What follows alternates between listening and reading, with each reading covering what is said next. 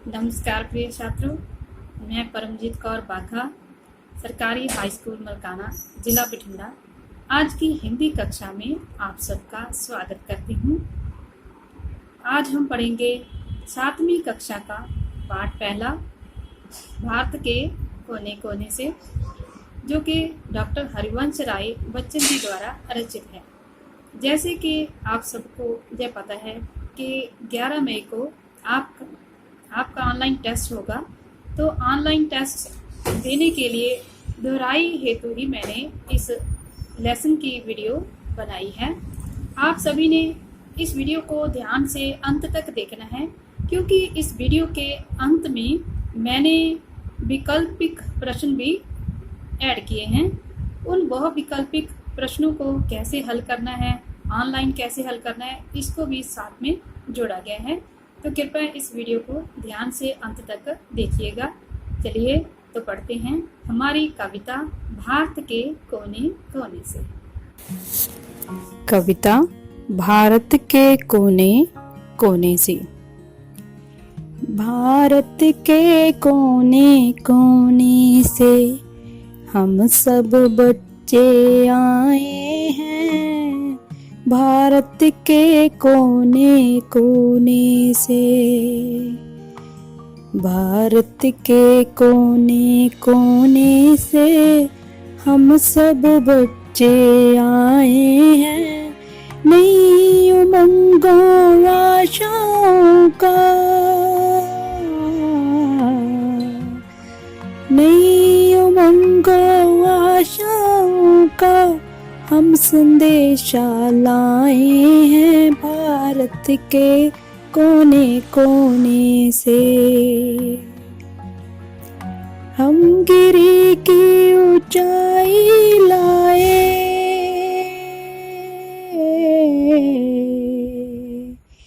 हम गिरी की ऊंचाई लाए, हम सागर की गहराई,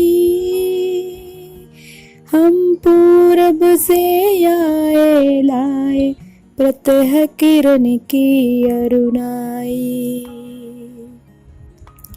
भारत के कोने कोने से हम सब बच्चे आए हैं। भारत के कोने कोने से हम पश्चिम से आए लाए, हम पश्चिम से आए लाए आगरा राजस्थानी, हम आए हैं गंग जमन के संगम का निर्मल पानी। भारत के कोने कोने से हम सब बच्चे आए हैं। भारत के कोने कोने से कल आने वाली दुनिया में,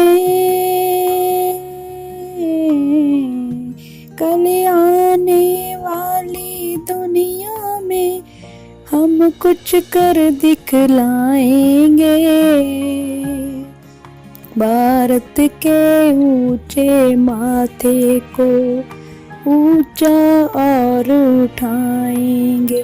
भारत के ऊंचे माथे को ऊंचा और उठाएंगे। भारत के कोने कोने से हम सब बच्चे आए हैं। भारत के कोने कोने से, भारत के कोने कोने से हम सब बच्चे आए हैं। नई उमंगों आशाओं का हम संदेशा लाए हैं। भारत के कोने कोने से, भारत के कोने कोने से, भारत के कोने कोने से। आओ बच्चों, आगे हम हमारी कविता भारत के कोने कोने से की व्याख्या करते हैं। पद्यांश पहला। भारत के कोने कोने से हम सब बच्चे आए हैं, नई उमंगों आशाओं का हम संदेशा लाए हैं। हम गिरी की ऊंचाई लाए, हम सागर की गहराई, हम पूरब से आए लाए, प्रतः किरण की अरुणाई। प्रसंग प्रस्तुत पंक्तियां हमारी हिंदी की पाठ्य पुस्तक आओ हिंदी सीखें कक्षा 7 में से ली गई हैं। यह कविता भारत के कोने कोने से, जो कि हरिवंश राय जी द्वारा रचित हैं, में से ली गई हैं। इसमें कवि भारत की एकता एवं अखंडता का वर्णन करता है। व्याख्या। कवि कहते हैं कि हम सब बच्चे भारत के कोने कोने से आए हैं, हम नई उमंगों और आशाओं का संदेश लेकर आए हैं, आगे बढ़ने का संकल्प लेकर आए हैं। हम पर्वत की ऊंचाई और समुद्र की गहराई लेकर आए हैं, हम ऊंचे और गहरे विचारों से भरे हुए हैं। हम पूर्व दिशा से आए हैं और साथ में सुबह की किरणों की लाली लेकर आए हैं। भाव है कि हम प्रसन्नता लेकर आए हैं। पद्यांश दूसरा। हम पश्चिम से आए लाए, आग राग राजस्थानी, हम लाए हैं गंग जमुन के संगम का निर्मल पानी। भारत के कोने कोने से हम सब बच्चे आए हैं, नई उमंगों आशाओं का हम संदेशा लाए हैं। व्याख्या। कवि बच्चों के माध्यम से कहता है कि हम बच्चे भारत के पश्चिम दिशा में स्थित प्रदेशों से आए हैं। हम अपने साथ राजस्थानी जोश और खुशियों के गीत लेकर आए हैं। हम गंगा जमुना के संगम का स्वच्छ पानी लेकर आए हैं। हम बच्चे अपने देश भारत के हर प्रांत से आए हैं। हमारे भीतर नई उमंगें और आशाएं, आगे बढ़ने का भाव भरा हुआ है। पद्यांश तीसरा। कल आने वाली दुनिया में हम कुछ कर दिखलाएंगे, भारत के ऊंचे माथे को ऊंचा और उठाएंगे। भारत के कोने कोने से हम सब बच्चे आए हैं, नई उमंगों आशाओं का हम संदेशा लाए हैं।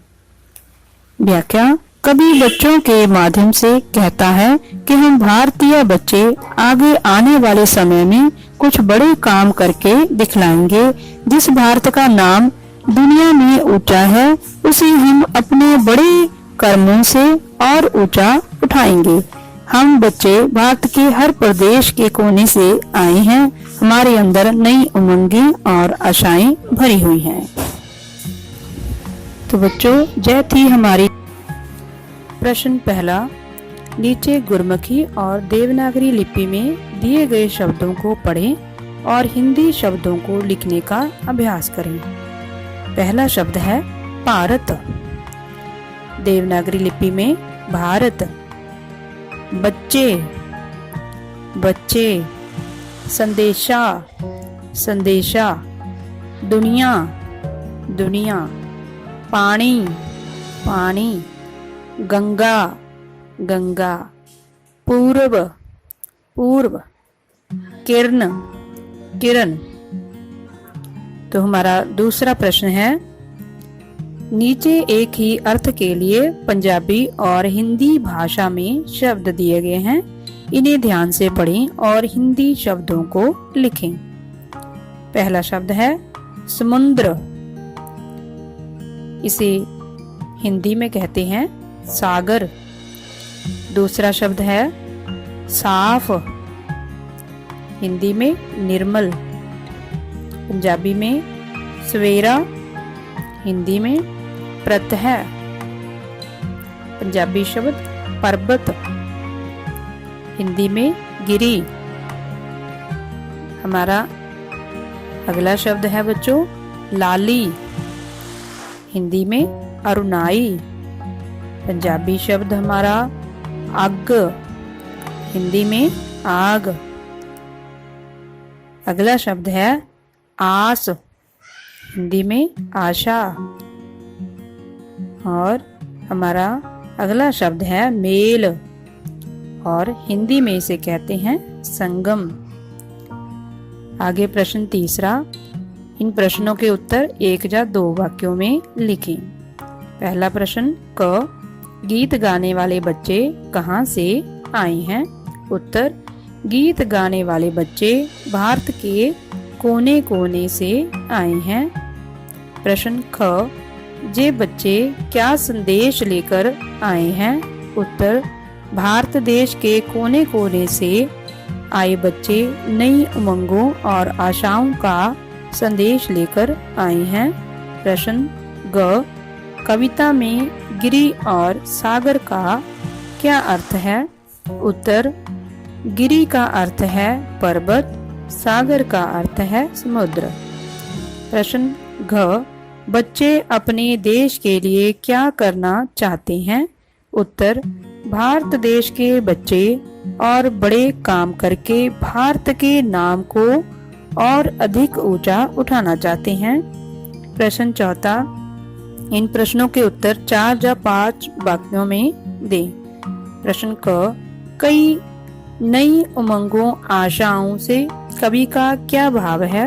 उत्तर, नई उमंगों आशाओं से कवि का भाव है कि जीवन में आगे बढ़ने का संकल्प लेकर अपना तथा देश का नाम ऊंचा करना, आगे आने वाले समय में बड़े बड़े काम करके राष्ट्र का नाम ऊंचा करना, अपने मन में इस भाव को बनाए रखना कि देश हमारा और हम देश के लिए हैं। प्रश्न 5वां, भाववाचक संज्ञा बनाएं। पहला शब्द है ऊंचा। ऊंचा का भाववाचक संज्ञा शब्द बनेगा ऊंचाई। दूसरा शब्द है गहरा। गहरा की भाववाचक संज्ञा बनेगी गहराई। तीसरा शब्द है अरुण। अरुण की भाववाचक संज्ञा होगी अरुणाई। प्रश्न छठा, निम्नलिखित शब्दों का वर्ण विच्छेद करें। जैसे पहला शब्द है भारत, इनमें से हमें वर्ण और स्वर और व्यंजन जो हैं उनको अलग अलग करके लिखना है। जैसे भारत में पहला शब्द आया है भ। भ के नीचे हलंत लगाकर इसमें से हम आ शब्द को बीच में जोड़ का निशान डालकर लिख देंगे। उसके बाद र व्यंजन लिखेंगे। व्यंजन के पैर में हम हलंत डालेंगे, जिसका अर्थ होता है कि ये अभी व्यंजन स्वर रहित है और इसके साथ हम अ को अलग करके लिखेंगे।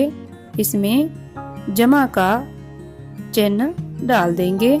उसके बाद हमारे पास व्यंजन है त के नीचे हम हलंत लगाकर पहले इसे स्वर रहित बनाएंगे और फिर इसके साथ प्रयुक्त होने वाला स्वर प्लस अ करके लिख देंगे। तो जहां हमारे पास जब इसे हम वर्ण विच्छेद कर देंगे तो भारत से भ पैर में हलंत प्लस अ जोड़ र पैर में हलंत जोड़ छोटा अ जोड़ त पैर में हलंत जोड़ छोटा अ। ऐसा हमारे पास ये वर्ण विच्छेद प्रयुक्त हो जाएगा। आगे हमारा शब्द है राजस्थानी। पहले लिखेंगे र के पैर के नीचे लिखेंगे हलंत जोड़ बड़ा अ जोड़ ज पैर में हलंत डालेंगे जोड़ अ जोड़ स के पैर में हलंत जोड़ थ के पैर में हलंत जोड़ बड़ा अ जोड़ न के पैर में हलंत जोड़ बड़ी ई। हमारा अगला शब्द है दुनिया। दुनिया पहला व्यंजन द के पैर में हलंत लिखेंगे जोड़ छोटा ऊ जोड़ न के पैर में हलंत लिखेंगे जोड़ छोटी ई जोड़ य के पैर में हलंत लिखेंगे जोड़ बड़ा अ। अगला हमारा शब्द है संदेशा। पहले स लिखेंगे स के पैर में हलंत लिखेंगे जोड़ छोटा अ जोड़ म के पैर में हलंत जोड़ द द के पैर में हलंत जोड़ ए, एक प्लस श के पैर में हलंत जोड़ बड़ा अ। आगे हमारा शब्द है निर्मल। पहले लिखेंगे न के पैर में हलंत जोड़ छोटी ई। इस शब्द में जैसे निर्मल न के ऊपर छोटी ई का चिन्ह मात्रा के रूप में दिखाई दे रहा है, तो जहां हम स्वर लिखेंगे, जैसे न के पैर में हलंत जोड़ छोटी ई लिखेंगे, जोड़ र के पैर में हलंत जोड़ म के पैर में हलंत जोड़ अ के बाद जोड़ डालकर ल के पैर में हलंत जोड़ अ। एक बात और ध्यान देने वाली है कि म के ऊपर जो हमने रेफ र डाला है तो वो पहले से ही आधा र कहा जाता है, तो ये र का रूप है एक जिसमें आधे र का प्रयोग हुआ है, तो जहाँ र के साथ हमें स्वर छोटा अ नहीं डालना है। आगे हमारा प्रश्न 7वां, समान अर्थ वाले शब्द लिखें। हमारा पहला शब्द है गिरी। गिरी का समान अर्थक शब्द होगा पर्वत, पहाड़। दूसरा शब्द है माथा। माथा का समानार्थक शब्द है ललाट और मस्तक। आगे हमारा शब्द है सागर। सागर का समान अर्थक शब्द होंगे समुद्र, रत्नाकर। चौथा शब्द है किरण। किरण के समान अर्थ वाले शब्द होंगे अंश और कर। आगे हमारा शब्द है संदेशा। संदेशा के लिए समान अर्थ वाले शब्द समाचार और खबर। फिर हमारा शब्द है पानी। पानी के लिए समान अर्थ वाले शब्द प्रयुक्त होंगे जल और आग। अगला शब्द है पूर्व। पूर्व के लिए समान अर्थ वाले शब्द पूर्व और प्राची। आगे हमारा शब्द है प्रत्यह। प्रत्यह के लिए समान अर्थ वाले शब्द सवेरा और सुबह। आगे हमारा शब्द है दुनिया। दुनिया के लिए समान अर्थ वाले शब्द होंगे संसार और विश्व। प्रश्न 8वां, बहुवचन रूप लिखें। पहला शब्द है आशा, आशाएं। दूसरा शब्द है ऊंचा, ऊंचे। उमंग, उमंगे। कोना, कोने। संदेश, संदेशे। बच्चा, बच्चे। जहां मैं आपको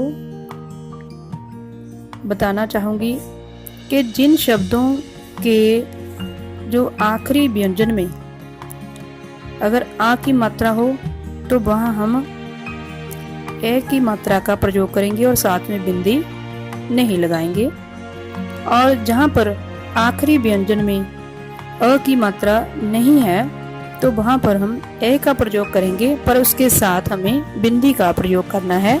जैसे उमंग, उमंग ग के पीछे कोई मात्रा नहीं है तो हम इसे उमंगे लिखेंगे और साथ में बिंदी डालेंगे। और वहीं हमारे पास कोना शब्द है, न आखिरी व्यंजन है, उसके साथ अ की मात्रा लगी है तो उसमें भी ए का प्रयोग करेंगे और बिंदी का प्रयोग नहीं करेंगे।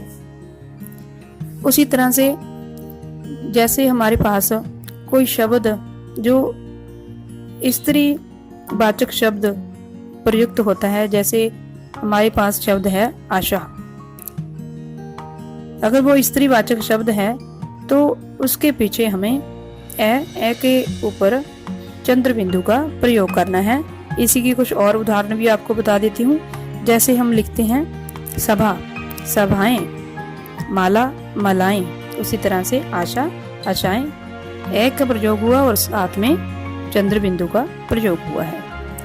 आगे हमारा प्रश्न है 9वां, नीचे दी गई पंक्तियों को पूरा करें। पहली पंक्ति है हम गिरी की। आगे पंक्ति पूरी करनी है, क्या लिखेंगे इसमें? ऊंचाई लाए। दूसरी पंक्ति है हम सागर की। इसे पूरा करने के लिए शब्दों का प्रयोग करेंगे हम सागर की गहराई। तीसरी पंक्ति है हम पश्चिम से आए लाए। इसके बाद कौन से शब्दों का प्रयोग करेंगे? आग, राग, राजस्थानी। चौथी पंक्ति है हम लाए हैं गंग जमुन के। इसमें प्रयोग करेंगे संगम का निर्मल पानी। आगे बच्चों हमारा प्रश्न 10वां, पूर्व, पश्चिम, उत्तर तथा दक्षिण क्षेत्रों में स्थित दो दो राज्यों के नाम लिखें। और जहाँ हम लिखेंगे, पहले लिखेंगे उत्तर। उत्तर में लिखेंगे जम्मू एवं कश्मीर, पहले ही लिखा हुआ है, उसमें हम और लिखेंगे शब्द पंजाब, हरियाणा। फिर पश्चिम, पश्चिम में लिखेंगे राजस्थान, महाराष्ट्र। पूर्व, पूर्व दिशा में कौन से देश हैं? नागालैंड और सिक्किम। फिर दक्षिण, दक्षिण में लिखेंगे केरल और कर्नाटक। ठीक है बच्चों, तो आगे हम आपको कुछ बहुविकल्पिक प्रश्न वो भी करवाएंगे जो हमारे पेपर में आते हैं।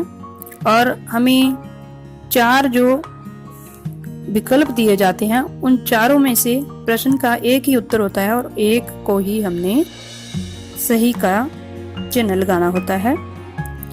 जैसे हमारा ऑनलाइन टेस्ट होगा उसमें भी ऐसे ही विकल्प दिए जाएंगे और उसके सामने जो सही उत्तर है उसके सामने एक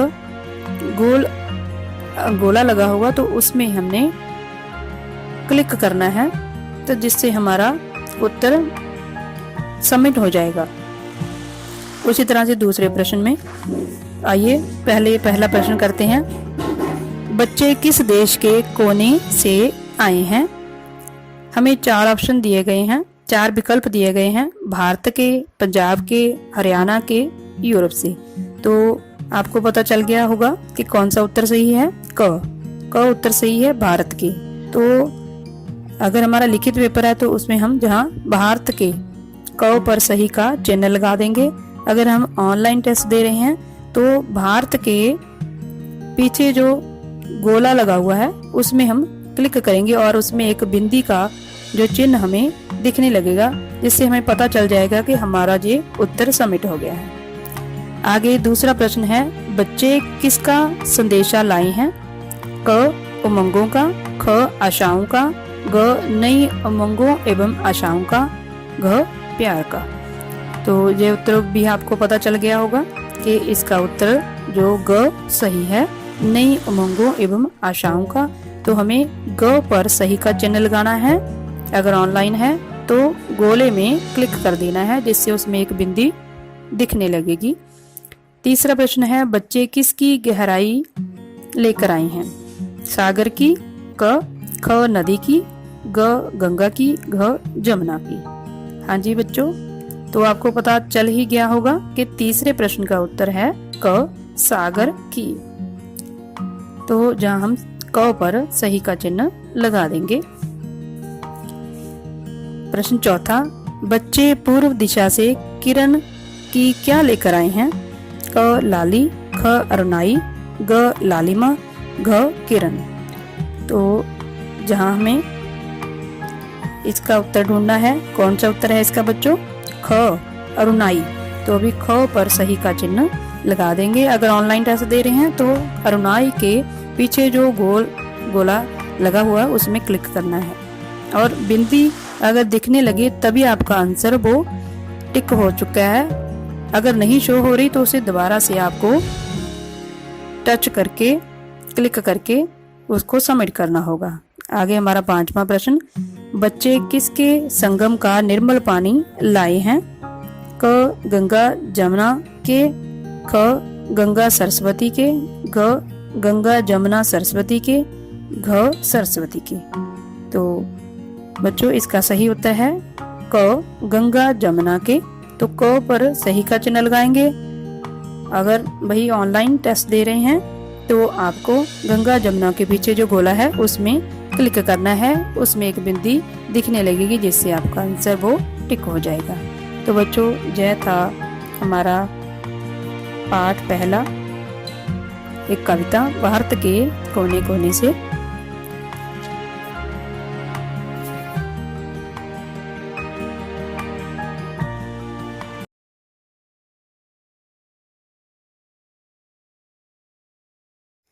आज आपको बताने जा रही हूँ कि जो हमारा हिंदी का ऑनलाइन टेस्ट होगा वो हम किस तरह से हल करेंगे, उसे हमें किस तरह से हल करना है।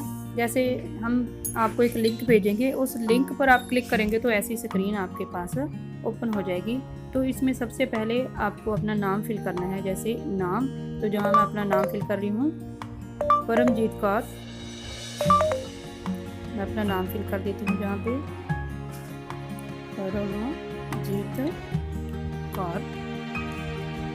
आगे जिला हम जहाँ पर फिल करेंगे बठिंडा, तो जहाँ हम बठिंडा जिला भर देंगे। स्कूल का नाम लिखेंगे सरकारी हाई स्कूल मलकाना, सरकारी हाई स्कूल मलकाना। उसके बाद हम यहाँ नेक्स्ट बटन पर क्लिक करेंगे तो आगे हमारी एक और स्क्रीन खुल जाएगी जिसमें हमें प्रश्न उत्तर दिए जाएंगे। तो जहाँ हम सभी प्रश्नों के उत्तर देंगे। जैसे वायु प्रदूषण से कौन से रोग हो जाते हैं, पहला हमारा प्रश्न है। तो दमा, सांस से संबंधित, फेफड़ों से संबंधित, यह सभी रोग होते हैं।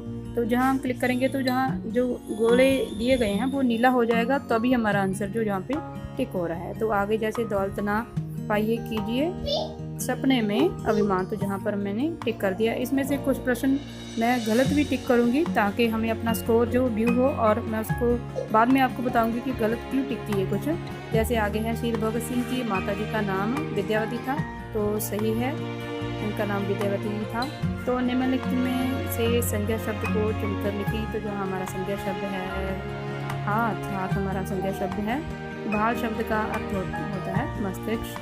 ऐसे हम टिक करते जाएंगे। जहाँ आप टच करेंगे उसका जो गोला है वो नीला होना ज़रूरी है। अगर नीला नहीं हो रहा तो आपका जो आंसर वो सही नहीं हो रहा है। आगे जैसे ये हमें कौन से पाठ का दिया गया है, शायद यही जीवन है, इस पाठ का ये दिया गया है, ये तस्वीर उस पाठ की है। आगे सुरक्षित प्लस इत, सुरक्षा प्लस इत से नया शब्द कौन सा बनेगा, सुरक्षित। आगे कल्पना चावला का जन्म कब हुआ था, 1961 में हुआ था। तो निम्नलिखित में से विशेषण शब्द की पहचान करनी है हमने। ऊंची शब्द जो विशेषण होता है, इस तरह से हम टिक करते जाएंगे। किसके इशारे पर जो सैंडर्स को गोली से भुना गया था, जहाँ पर जय गोपाल सही उत्तर है। तो आगे जय चित्र किस पाठ से संबंधित है, सहयोग पाठ से संबंधित है। अंधे और लंगड़े की कहानी दी गई थी, उसमें से जो तस्वीर ली गई है। इसके आगे निम्नलिखित में कौन सा राज शब्द का प्राय नहीं है, तो जहाँ हमारा शब्द होगा मरीचि, क्योंकि निशी, निजा और रजनी ये राज शब्द के प्रायवाची शब्द होते हैं। प्रतीक्षा में पूरे र पदेन का प्रयोग हुआ है, हाँ, क्योंकि ये पैर में प्रयोग हुआ है, प के पैर में प्रयोग हुआ, इसलिए ये बिल्कुल सही है। पृथ्वी पर जीवन का मूलाधार हमें पता है कि ऑक्सीजन है, तो ऑक्सीजन पर टिक करेंगे। आगे कल्पना चावला का बचपन का नाम क्या था, मोंटू नाम था। तो जहाँ पर हम अभी कुछ प्रश्न जो मैंने आपको जो सही टिक किए, लेकिन इसमें से कुछ प्रश्न मैं गलत करती हूँ ताकि आपको स्कोर जो व्यू हो। तो जहाँ जैसे उसका नाम मोंटू था तो हमें उसका नाम कल्पना चावला का जहाँ पे कला क्लिक कर देते हैं। जैसे हमें पता है जीवन का मूलाधार ऑक्सीजन है, तो इस पर हम हाइड्रोजन ऐसे क्लिक करेंगे। जब हमारा स्कोर शो होगा तो इसमें ये आंसर हमें वैसे गलत दिखाई देंगे। तो आगे हम इसको सबमिट करेंगे। जैसे हमने सबमिट कर दिया, सबमिट करेंगे। सबमिट करने के बाद देखो ये स्क्रीन आपके सामने आ जाएगी और आप व्यू स्कोर पर क्लिक करेंगे, जिससे आपका स्कोर भी शो होगा। देखो बच्चों, हमने 2 प्रश्न जो मैंने गलत किए थे वो अभी नीचे भी आपको शो होंगे। 26 जो अंक मेरे दिखाई दे रहे हैं 30 में से। तो जहाँ हम नीचे हम इस स्क्रीन को आगे जाकर देख सकते हैं कि कौन से हमारे प्रश्न सही है और कौन से गलत है। जैसे वायु प्रदूषण वाला हमारा सही है, दौलत ना पाई सपने में, ये भी सही है। शहीद भगत सिंह वाला सही है ना। तो संज्ञा शब्द चुनकर लिखे, ये भी सही है। भाल शब्द का मस्तिष्क और जय चित्र भी हमारा सही है। सुरक्षित भी शब्द सही है। कल्पना चावला का जन्म 1968 में हुआ था। और विशेषण शब्द है ऊंची। इस तरह से हम अपना पेपर जो चेक भी कर सकते हैं कि कैसे हमने जो उत्तर सही टिक किए हैं या गलत टिक किए हैं। तो हमने 2 प्रश्न जो मैंने आपको बताया था कि गलत टिक किए थे, वो किस तरह से पता चलेंगे, ऐसे लाल रंग में होंगे। जैसे हमने ऑक्सीजन की जगह पे जहाँ पे कार्बन डाइऑक्साइड क्लिक कर दिया था, तो जहाँ पर देखो इसको गलत शो किया जा रहा है। 2 में से 0 अंक शो हो रहे हैं और इसका सही उत्तर ऑक्सीजन आना था। ठीक है बच्चों, पता चल गया आपको कि मैंने ये गलत किए थे। और आगे जैसे हमने ये कल्पना चावला का बचपन का नाम जो मोंटू था हमने क्लिक किया था, तो जहाँ पर हमें फिर से दोबारा से गलत मैंने आपको करके दिखाया था कि कला हम क्लिक करेंगे तो हमारी स्क्रीन पर शो होगा कि हमने गलती की है। इस प्रकार से आप अपना स्कोर भी अच्छी तरह से जहाँ व्यू कर सकते हैं। तो उम्मीद है आपको समझ आ गई होगी। अगर फिर भी आपको समझ नहीं आ रही तो मेरे YouTube लिंक पर आप कमेंट में मुझसे प्रश्न पूछ सकते हैं। और आप सबका बहुत धन्यवाद इस वीडियो को देखने के लिए। नमस्कार।